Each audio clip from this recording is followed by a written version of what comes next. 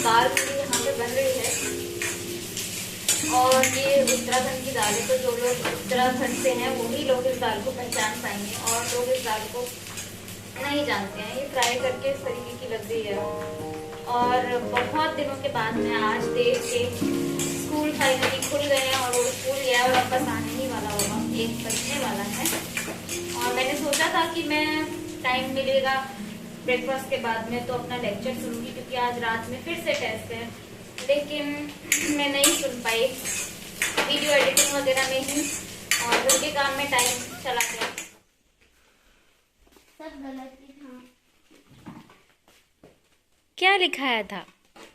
खुद ही चेक कर लो। अच्छा,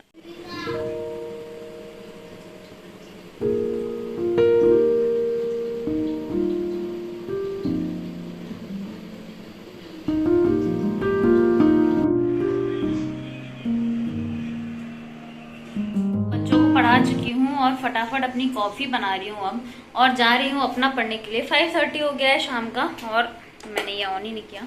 हाँ, तो पानी गर्म कर रही हूँ ताकि मैं अपनी ब्लैक कॉफ़ी बना सकूँ और जा रही हूँ अपना पढ़ने के लिए, क्योंकि आज शाम को फिर से टेस्ट है और दोनों लेक्चर रिवाइज करने मैंने अभी तक नहीं किए हैं सुबह से अभी तक। तो अब मैं जा रही हूँ फटाफट रिविजन के लिए अपनी कॉफ़ी लेकर। और देव भी अपना पढ़ाई कर रहा है। देव का आज स्कूल का फर्स्ट डे था बहुत दिन के बाद में और इसलिए वो होमवर्क कर रहा है अपना। हाँ, और उसका एक फ्रेंड भी है। बहुत लंबा टाइम लगने वाला है मुझे पढ़ाई करने में, शायद तब तक मेरे दूसरे बैच के बच्चे भी आ ही जाएंगे और अब मेरे पास बिल्कुल भी टाइम नहीं होता एक्चुअली में कि मैं व्लॉग में इत्मीनान से बहुत सारी बातें कर सकूं, तो इसलिए मेरे व्लॉग ऐसे भागते भागते टाइप के ही रहते हैं। सो एज इवनिंग स्नैक मैं ब्लैक कॉफ़ी, 1-2-3 ओरियो बिस्किट और ये सफ़ेद और काले तिल और गुड़, बस ये 3 चीज़ें, इसके लड्डू हैं ये।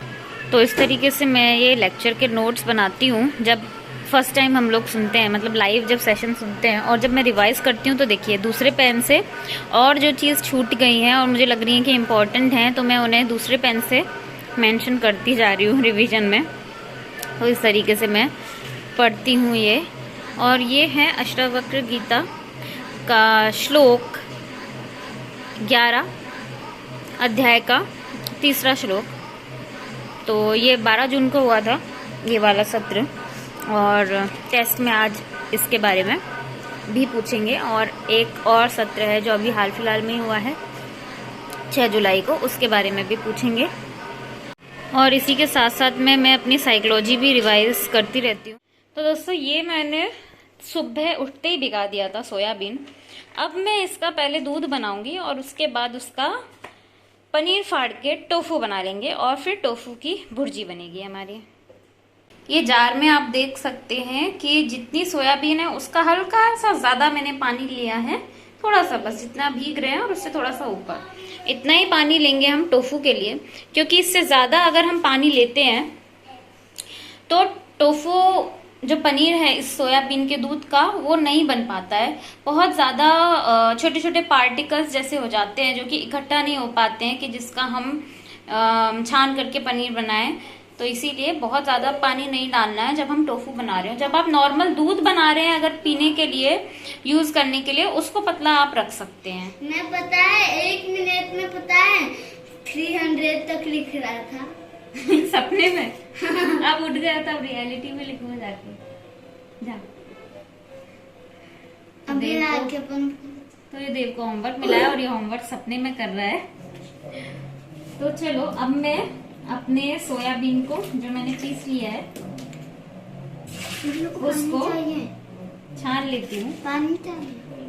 नहीं ये इससे पानी फैल जाएगा, बॉटल से ले लो। और छानने के लिए एक ये कपड़ा यूज कर लें, मसलिन क्लॉथ या कॉटन क्लॉथ ले लें और क्लॉथ से ही छाने, किसी छलनी से ना छाने क्योंकि उससे अच्छा नहीं छनता है ये, और इसमें दाने दाने बकाया रह जाते हैं, वो हमें नहीं चाहिए। हल्का सा मैं पानी और ऐड कर रही हूँ क्योंकि ये थोड़ा सा ज़्यादा थिक हो रहा है, हल्का सा बिल्कुल, इसको ताकि हम पूरा समेट सकें। तो ये मैंने डाल दिया इसमें और पानी, और अब हम इसको छानने के लिए रेडी हैं बिल्कुल। ये देखिए इस तरीके से। तो ये रहा हमारा मिल्क, और इतना सुंदर लग रहा है ये कि मैं आपको क्या बताऊं। मीडियम फ्लेम पे मैंने इसको रख दिया गैस में, लेकिन आप इससे दूर मत हटिए प्लीज। जैसे ही आप दूर हटेंगे बहुत बड़ी दुर्घटना घट जाएगी। और इसको लगातार हमें चम्मच से या करछी से चलाते रहना होता है क्योंकि ये बहुत गाढ़ा है और ये नीचे बर्तन का तला बहुत जल्दी पकड़ लेगा। तो इसको लगातार आप चलाते चलाते बॉईल करें।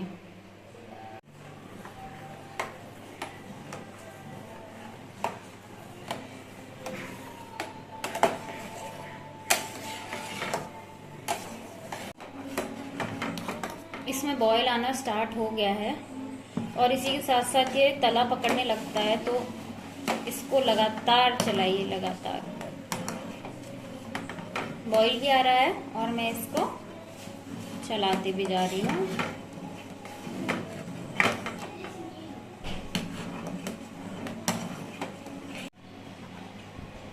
अब मैं इसमें ये नींबू का रस मैंने निकाल के रखा हुआ है, ये डाल दूंगी और इसको हम फाड़ लेंगे। तो ये मैंने, दिस इज द ब्यूटी। थोड़ा सा खट्टा खट्टा आएगा टेस्ट, पर इसको धो करके हम थोड़ा सा कोशिश करेंगे कि उसको निकाल दें। This is the beauty guys, this is tofu vegan paneer. ये जो है एक्चुअली में ये थोड़ा सा नीचे जो दूध लग गया था, ये दूध बहुत जल्दी तला पकड़ लेता है, तो इसको कोई बात नहीं, हम हटा लेंगे। और ये हमारा पनीर इज टोटली रेडी।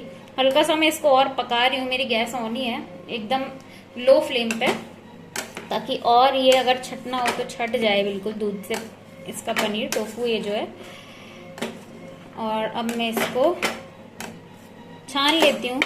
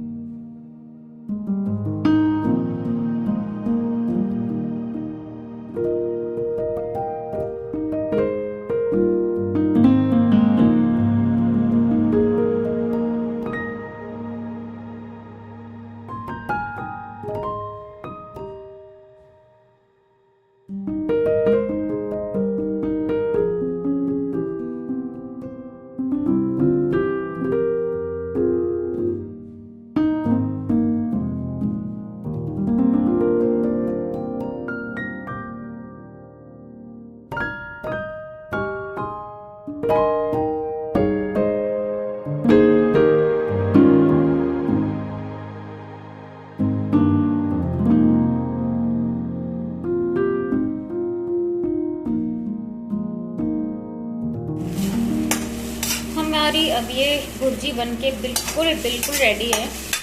और आप लोगों के पास में धनिया हो तो इसमें ज़रूर डालें, मेरे पास तो है नहीं, क्योंकि मौसम और बारिश के चलते यहाँ धनिया नहीं आता है इस मौसम में। इसी के साथ मैं बना रही हूँ आलू, क्योंकि सुबह के बचे हैं, पराठा बना रही हूँ। और मैं कार्ब्स खाती हूँ दोस्तों। हाँ, पराठे में ऑयल उतना नहीं लगाऊंगी।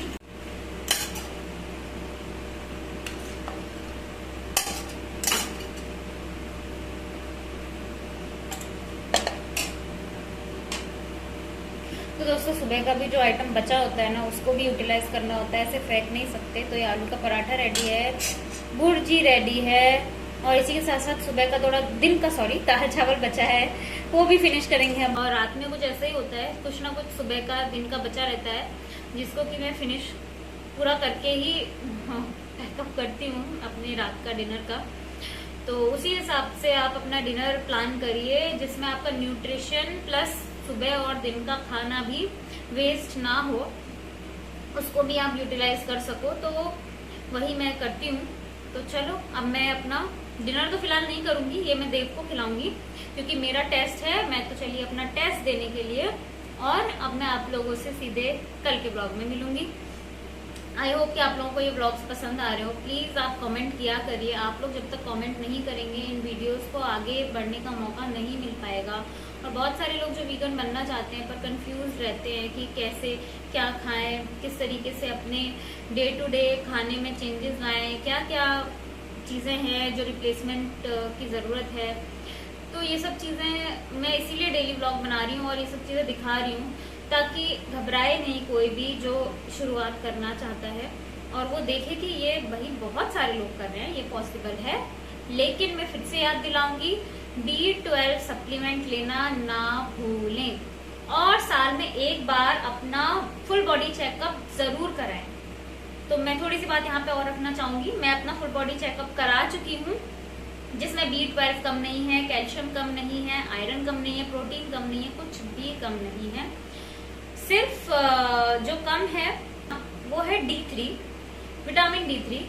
वो इसीलिए क्योंकि आप देख रहे हैं मैं डेली आप लोगों को दिखाती हूँ, यहाँ धूप है ही नहीं, और वो सिर्फ और सिर्फ जब हमारी स्किन सनलाइट के कांटेक्ट में आती है, सूरज की किरणों के कांटेक्ट में आती है, तभी हमारी बॉडी वो चीज जनरेट करती है। हालांकि मेरा कैल्शियम कम नहीं है, मेरा कैल्शियम बिल्कुल सही है, लेकिन विटामिन D3 कम है। तो उसके लिए मुझे सप्लीमेंट दिए हैं, मेरे पापा डॉक्टर हैं, उन्होंने ही दिए हैं, वो मैं ले रही हूँ। क्योंकि यहाँ दोस्तों विटामिन D3 की कमी बहुत होती है, बिल्कुल भी धूप नहीं मिलती है, वेदर ही ऐसा है, तो इसीलिए उसका सप्लीमेंट मैं ले रही हूँ। और B12 के सप्लीमेंट तो परमानेंट है ही है। और बहुत सारी चीजें हैं इस डाइट पे आने के बाद में जो मेरी अच्छी हुई है, वो मैं आप लोगों को फिर किसी ब्लॉग में बताऊंगी, वरना मैं अपने टेस्ट के लिए लेट हो जाऊंगी। Bye for now.